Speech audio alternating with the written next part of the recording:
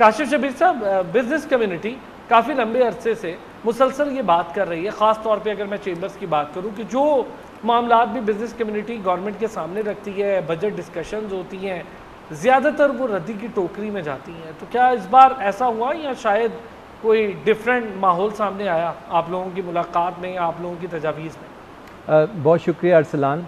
बड़ी अनफॉर्चुनेट बात है कि आपको ये कहना पड़ रहा है कि बिज़नेस कम्युनिटी जो भी प्रपोज़ल रखते हैं उसको गवर्नमेंट जो है वो साइड पे कर देती है, जबकि देखें असल इंजन का ग्रोथ का जो इंजन है वो है बिज़नेस कम्युनिटी।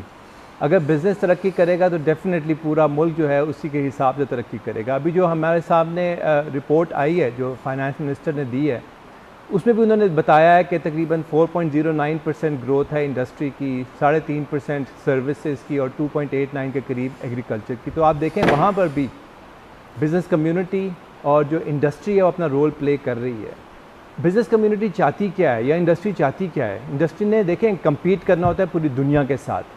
हमारा असल प्रॉब्लम है कॉस्ट ऑफ प्रोडक्शन जो कि बतदरीज बढ़ती जा रही है। और अच्छा, मैं चाहूँगा काशिफ शबीर साहब इसमें आप ये ज़रूर ऐड करें, अभी आपने इक्तिसादी जायज़े की बात की है, आपने जो ग्रोथ रेट बताया है वो जो तखमीना लगाया गया था उससे नीचे है। मैं यही तो बता रहा हूँ। प्रॉब्लम क्या है? प्रॉब्लम यह है कि हमारी कॉस्ट ऑफ प्रोडक्शन जो है वो कंट्रोल में नहीं आ रही है, हमारी कॉस्ट ऑफ डूइंग बिजनेस जो है वो ऊपर जाता जा रहा है, जिसकी वजह से पूरी दुनिया से हम कम्पीट नहीं कर रहे। आपने डॉलर रुपी पैरिटी देखा है वो कहाँ पहुँच गई, इन्फ्लेशन कहाँ पहुँच गई। हुकूमत खुद कह रही है कि 6.1% की इन्फ्लेशन जो है वो पिछले साल रही है, जबकि इंडिपेंडेंट सोर्सेज बता रहे हैं कि ये 10 से भी ऊपर की इन्फ्लेशन की हम यहाँ पर बात कर रहे हैं। तो प्रॉब्लम ये है, हमने हमेशा भी गवर्नमेंट को जब भी तजावीज़ दी हैं हमने उनको ये कहा है कि ऐसे चीज़ें लेकर आएँ जिससे कॉस्ट ऑफ डूइंग बिजनेस नीचे आए और लोगों की पहुंच में चीज़ें पहुंचे, बिज़नेस जो है वो ग्रो करे, तरक्की करे और वहीं से आपकी एक्सपोर्ट बढ़ेगी। आप देखें एक्सपोर्ट तकरीबन 20-22 बिलियन डॉलर के इर्द गिर्द घूम रही है हमेशा से,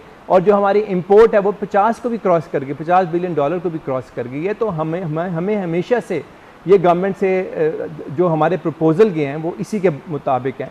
इस बजट में फिर हम यही एक्सपेक्ट कर रहे हैं कि गवर्नमेंट जो ओवरड्यू, जो अनड्यू जो टैक्सेस हैं बिज़नेस कम्युनिटी के ऊपर, उन टैक्सेस को थोड़ा रैशनलाइज करेगी, कॉस्ट ऑफ डूइंग बिजनेस को नीचे लेके आएगी, हमारी एनर्जी कॉस्ट को नीचे लेकर आएगी और फ्यूल कॉस्ट नीचे आएगी।